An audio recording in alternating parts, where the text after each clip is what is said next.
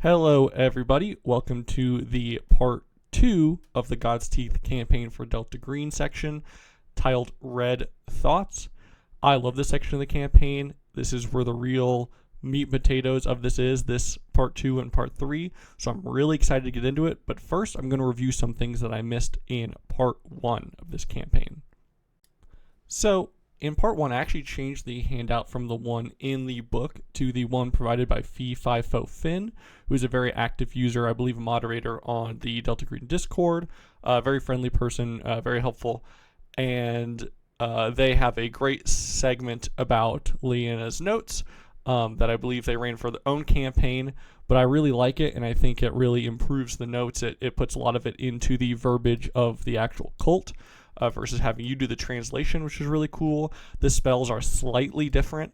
I would think slightly better, but also worse in different ways. So it's definitely worth reading, making sure it's not going to derail your campaign. I definitely found that it didn't. For example, the one that lets you change memories, the Solinistance trick, it lets you do certain memories or change memories to be different versus the one in the book only lets you do one memory at a time, but it lets you cast it on multiple people versus this one only lets you do one.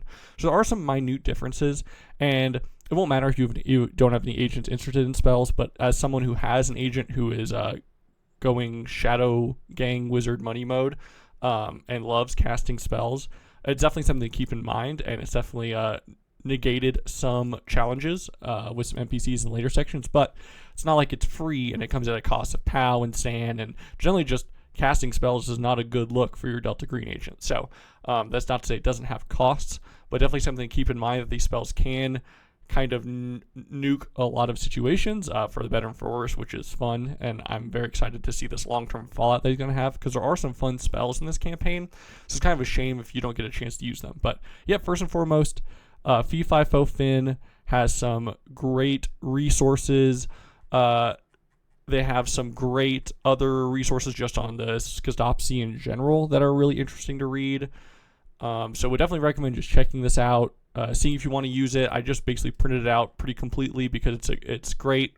I love all the in-universe writing that it has, very well written. So yep, I'll put this in the channel in the text box below so you can check it out. But this is what I used for my my Leanna notes and what my agent has been going off. So just keep that in mind. So hopping into part 2. This is awesome. This is when your agents should be reunited after part 1, theoretically, and hopefully they won't have seen each other in the downtime in between, which really just adds some extra impact to this chapter. This should be a bad moment of seeing each other. They should have never wanted to see each other again after all the multiple felonies and the radio silence and Clove's orders and all that. So this is really the scene to bring in some impact. So great part of this campaign. We're going to talk about how to read this first, because I remember my first read, I was overwhelmed, frankly. There's a lot going on in this book. There's a lot going on in this section.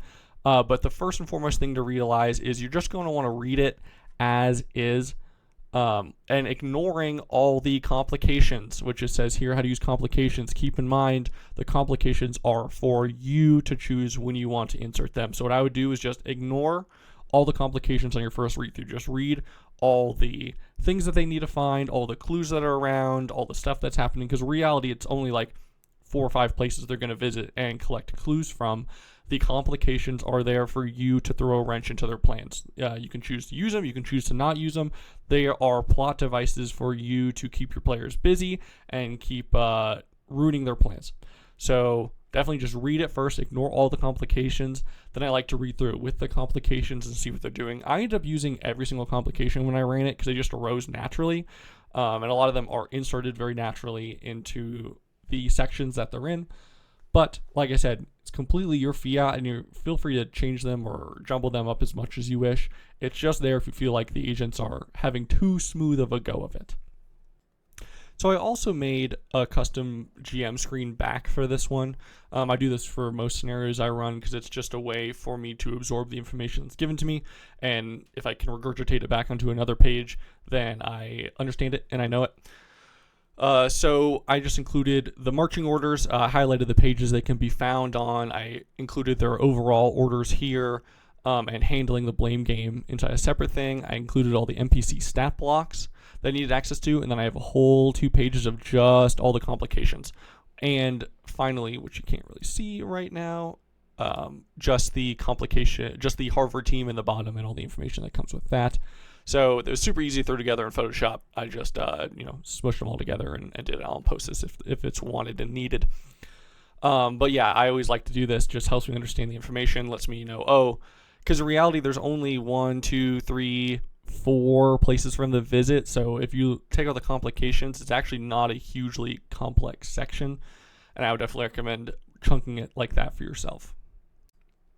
Another thing I do for my games is I actually have a little monitor that sits beside me. It's a little crappy $50 monitor I picked up.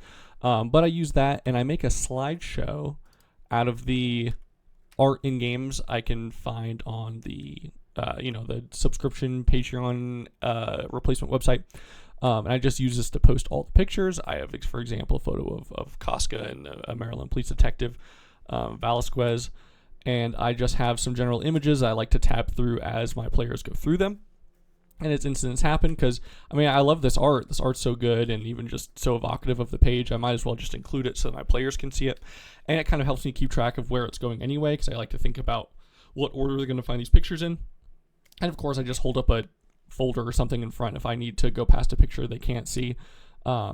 But yeah, it's great stuff. There's some great stuff in the book to post, so I would just recommend that if you're really interested in sharing a lot of this really neat art and clipping and just tonally mood pieces for your players. They love it, and they say they appreciate the effort, so I'm going to keep doing it.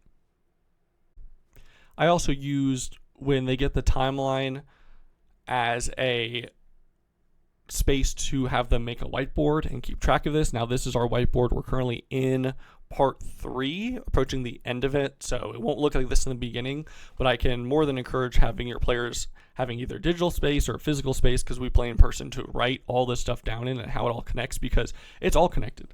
Like, this campaign makes callbacks to part 1 and part 3, so any good notes about what's happening will be appreciated. And my players were able to get an accurate kid count of 19 just purely from the handouts and documents, which I wasn't even aware they were going to be able to do. So it just shows the power of good note taking in this campaign. And especially, we play weekly, sometimes twice weekly, but stuff happens. We have real lives that go on inside the week that maybe we'll forget this random note or handout or whatever. So I use this whiteboard to help them get all their thoughts together. As you can see, they've certainly drawn some webs and connections and some really interesting stuff. So this has been extremely helpful, and I cannot recommend it enough. Additionally, adding to the whiteboard organization, I had my players get a binder of handouts. If you can't really see it, my thing's going to screw it up. And this is just where I have them keep all their handouts. They're in charge of organization, but it's a great point to, really can't see that at all. But it's a great point just to let them be in charge and have all the handouts centralized in one place, because there are a lot of documents to reference, especially ones that you make scattered about. So it's going to be tough if they just have to constantly sift through Detris to find their notes and handouts that they wanted. So definitely recommend just having one group binder. So the concept of blocking is taken from theater, which I was a theater kid. I imagine a lot of tabletop RPG players are theater kids.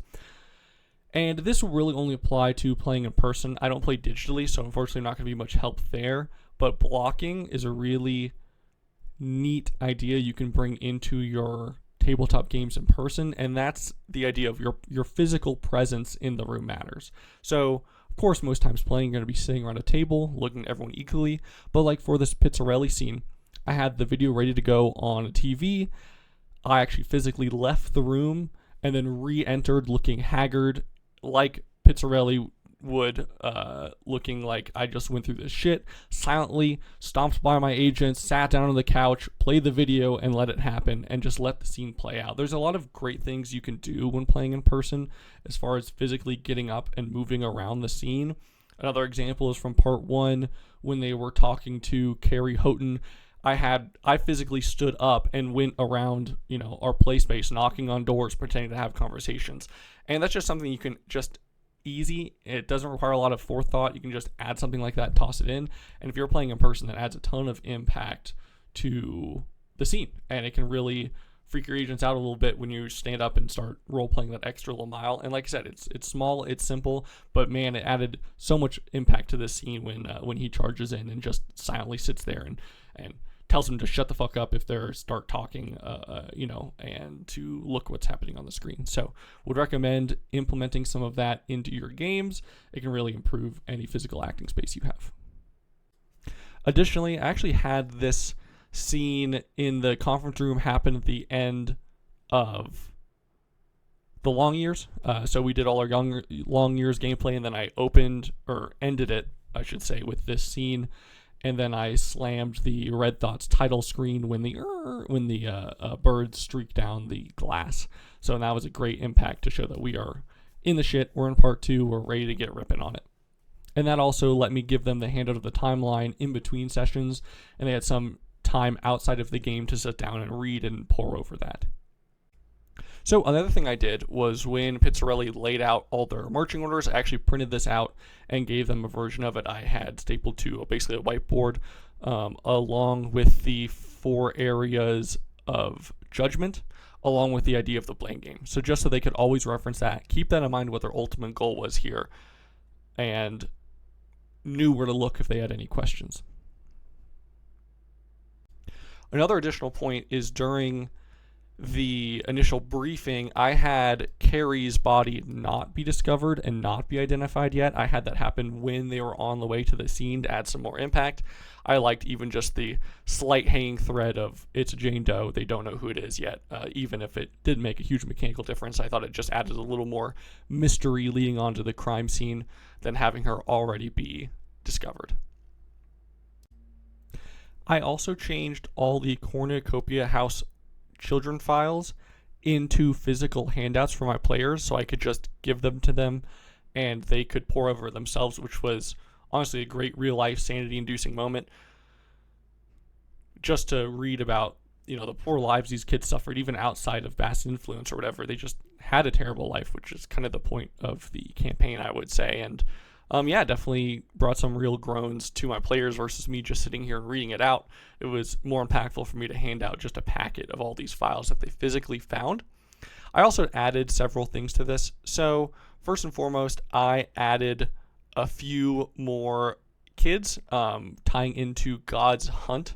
So I added Anthony Cooper, a little write-up on Anthony Cooper about what he's been up to. So when they hit God's Eye, they'll have a little point of reference for that, which I think this will be cool to wrap it in here, along with I did something about the other kid being renamed and his case files being lost and unable to be traced, the one from God's Light in the end with a mass shooting. So I think that'll be a good way to wrap that back in. But again, I would just recommend making this physical handouts. Give it to your players, let them pour over it themselves. It's a lot of content to read. It's a lot of content to read out, to take notes on, so it's far easier if you can just give this to them and they can highlight and underline and fuck around with their notes as much as they need. So definitely would recommend that. So I made some minor changes to the 2 competing detectives that your players will have to, side with and get on different teams and get them to face off with each other.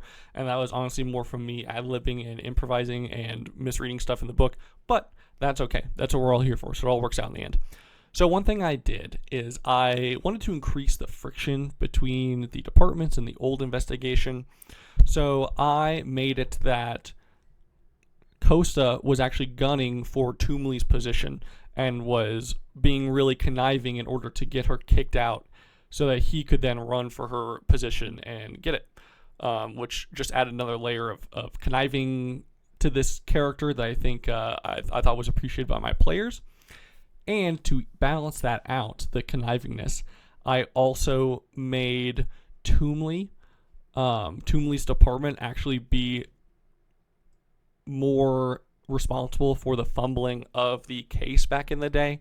I had it that the Costa, his department gave it over, but the proper paperwork wasn't happening between the departments, which falls on Toomey's department. So it was actually her department that fumbled the ball more with the getting this case before the governor came in and shut everything down. And that just added another element of friction of like, ooh, Kosa is a bastard and he does want her position and he's trying to blackmail the agents to do this or that, but he's not entirely wrong. So that was a really great point of tension that I think isn't really in the book as written, but I had a great time doing that, and it really made my players stop and think a little bit about like, man, we got to throw this guy under the bus, but it's going to suck a little bit. So coming up on the end of the scenario with the paper shredder scene, it was good. I think I should have emphasized it a little more that they're talking with God, because I had a few players not pick up on the whole teeth thing yet, which I'm more than happy to say they've picked up on and moved on to in part 3, so I don't feel like it was dropped. I just think it was pushed a little bit. So maybe even introduce it with like, oh, just tell them that they're talking with God, or that they have any questions they want to ask, because I had a few players not really realize what was happening fully, which again isn't a bad thing. It just, maybe I wish it would have stuck the scene later in the game or something with that being the case. But I did allow my agents to choose to fail this sand roll before they rolled. I gave them the option of you can either roll for it or you can choose to fail it to have the realization that something's trying to talk to you.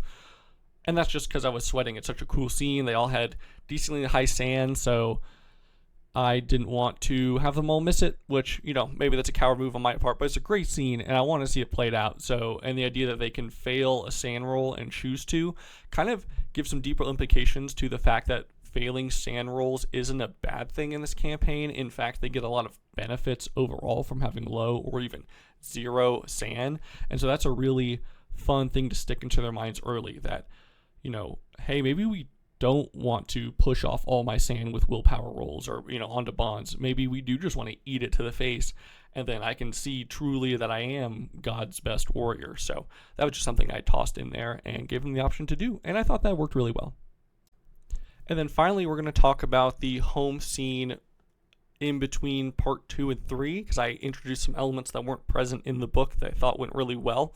So first, I had Bill Dorian of the classic FBI from the In Between Long Years reappear in a great scene.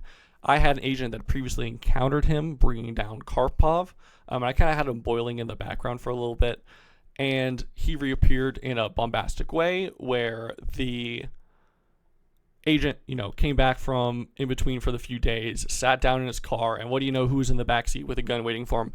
Bill Dorian. Bill Dorian led him out to a field, a random field. I made sure to emphasize that. Bill was like, yeah, sure, this works good enough. Marched him out. He had a shovel, told him to dig his own grave and to prepare it. So great scene. The agent was under tension, you know, at gunpoint digging this grave. And what do you know? What do you find in this grave other than the other dog from the scene? Because you had Mr. Throb, and I named the other one Mr. Pulse. And Mr. Pulse was there, wrapped around the same shotgun from part 1 with Bring Only Death written on it, as if, you know, by random coincidence, of course, the machinations of Bast. And the dog was there with the shotgun already loaded, ready to go, so that the agent could stealthily grab the shotgun from the dead dog, whip around and shotgun Bill and end it, and then end up burying Bill back in an own grave and burying him. And that was a great way to wrap up this remaining, you know, arc of Bill Dorian. It was also weird to see the dog again and know that the dog's not going to, you know, you found it, and it's like it's been waiting for you this whole moment in this random spot that there's no way you could have predicted you'd be in, but of course Bast works in mysterious ways. So that was a really cool scene in between that I think added a ton to the campaign. Additionally, I had another agent find the How to Survive a Bear Attack document, which is located, I believe, in the back of the book, but it's kind of mushed with a bunch of other files. So someone on the Discord, hugely helpful, extracted it, and then posted it. So I have this for the agent to find. I believe it was blowing in the wind by their front door when they got home. And, you know, it's a great way to foreshadow the bear attack in part 3 that's occurring. And, you know, he kind of might have written it off as a little bit, okay, whatever. And then as soon as the bear attacks, it was like, holy crap. So just a way to show that Bast is foreshadowing and honestly trying to help chip the teeth, or not chip the teeth, but sharpen the teeth, of course. So this was a very funny moment, and I think has been a star handout of our game. So thank you to the Discord user that extracted this and posted it for everyone. So some more general notes on part 2 red thoughts, and that you should kind of consider part 2 and part 3 a little fluid, a little mixed, because they can certainly find information that will be revealed in part 3 in part 2 by like just googling and researching stuff.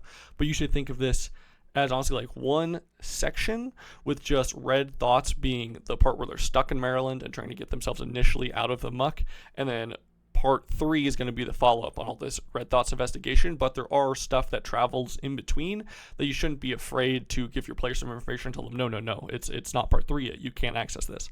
So definitely try and keep them stuck in Maryland, and I'm sure if you have Tony be aggressive towards that, that'll do the trick. But you should keep them in Maryland, but keep in mind if they want to Google information or try and follow some leads in their free time, you should let them follow that up for part 3. So it's important to read both these sections before going into it, and part 3 is much easier to read and to scope out in your head, as it is surprisingly linear despite its kind of open nature. So it's pretty easy for you to guide and know what clues they're going to run into. So definitely just read both of those sections, have them in your brain. Of course, have all the complications from red thoughts down even better, but don't be afraid to toss information between both of them. And that's going to be it for red thoughts. I am still currently in the middle of white teeth, probably about 2 or 3 sessions left to go, so won't see a video for a little bit, but I'm slow anyway, so maybe I'll do some other Delta Green backlog stuff. If you have any questions, I hang out in the God's Teeth Handler Discord server or all the Delta Green servers. Feel free to ask away. There's great handlers in all those servers that I'm sure would be happy to answer any questions you have. The community for these campaigns is fantastic and very helpful, super nice, so don't be afraid to come and ask questions about what you want to do or whatever. And yeah, thanks for watching, everybody, and hopefully I'll see you again in the future for part 3.